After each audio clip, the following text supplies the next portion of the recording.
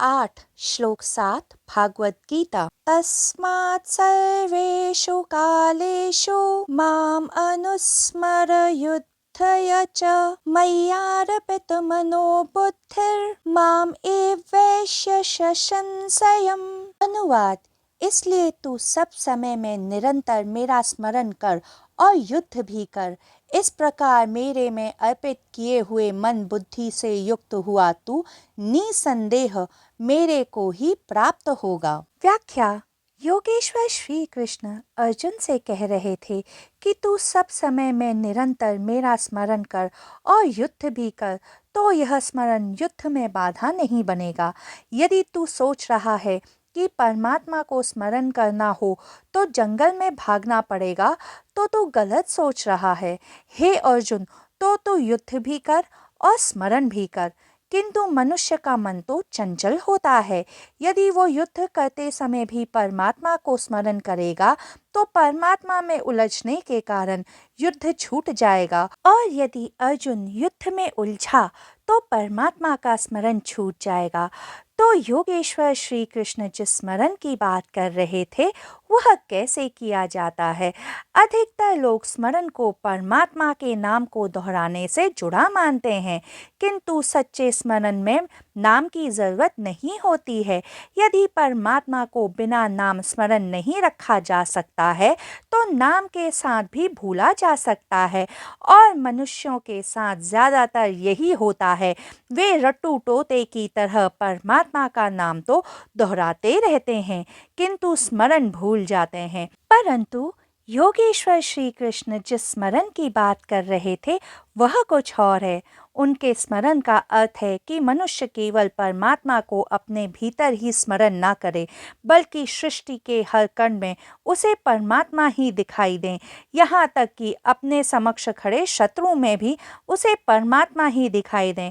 इसी बोध, इसी जागृति के साथ मनुष्य कोई भी कार्य करेगा, परमात्मा का स्मरण उसके लिए कभी भी बाधा नहीं बनेगा। तो यदि कोई मनुष्य अपने जीवन की समस्त धारा के कण कण में परमात्मा को स्मरण कर पाए तो ही स्मरण अलग काम नहीं बनेगा। स्मरण का अर्थ है कि मोती की माला में जैसे धागा होता है, उसी धागे की तरह परमात्मा जीवन के समस्त कर्मों के भीतर प्रवेश कर जाएं और उस मोती की माला को हम परमात्मा के चरणों में अर्पित कर दें। ऐसा परमात्मा का स्मरण मनुष्य के प्रत्येक कर्म को ही ध्यान बना देगा। श्री कृष्ण अर्जुन से कह रहे थे तू स्मरण भी कर और युद्ध भी कर, किंतु अर्जुन की चिंता यह है कि वह सोच रहा है कि युद्ध और धर्म यह दो भिन्न भिन्न चीजें हैं।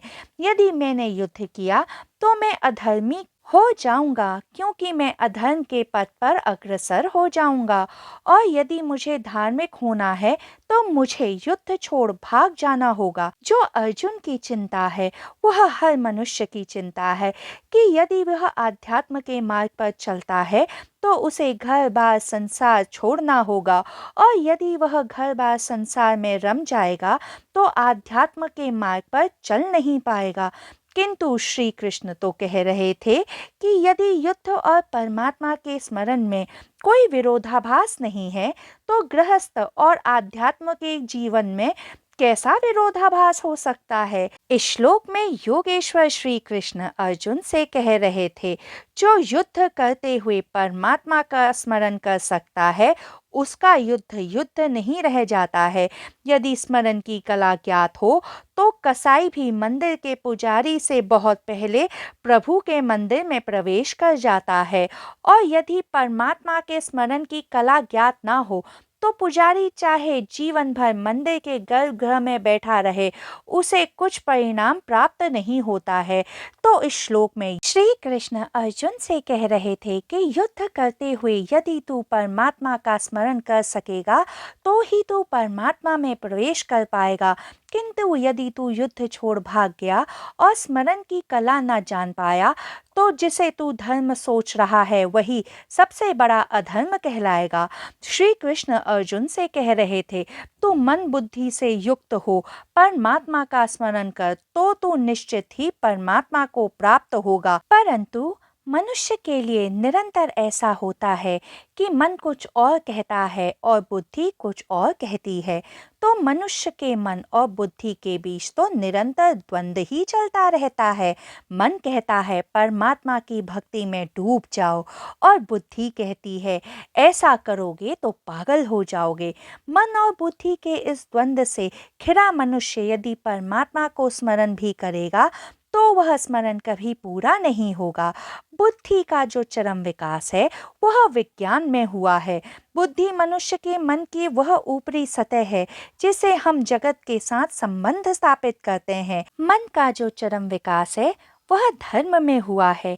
विज्ञान मनुष्य को कभी नहीं बता सकता कि क्या करो और किस लिए करो, किंतु धर्म ये बता सकता है कि क्या करो और किस लिए करो।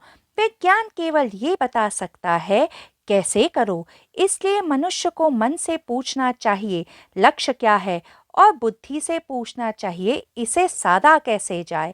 सदैव मन से पूछो कि क्या चाहिए और बुद्धि को आज्ञा दो कि यह चाहिए।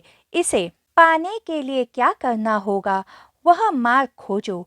इस क्षण बुद्धि और मन संयुक्त हो जाते हैं, और जहाँ बुद्धि और मन का संयोग होता है, योगेश्वर श्री कृष्ण कहते हैं, वहीं मानव का परमात्मा से योग फलित होता है। क्योंकि मन और बुद्धि के बीच जहाँ तालमेल निर्मित हो जाता है वहाँ दोनों के बीच एक सेतु बन जाता है, और उस क्षण में ही मनुष्य पूर्ण रूप से परमात्मा का स्मरण कर पाता है।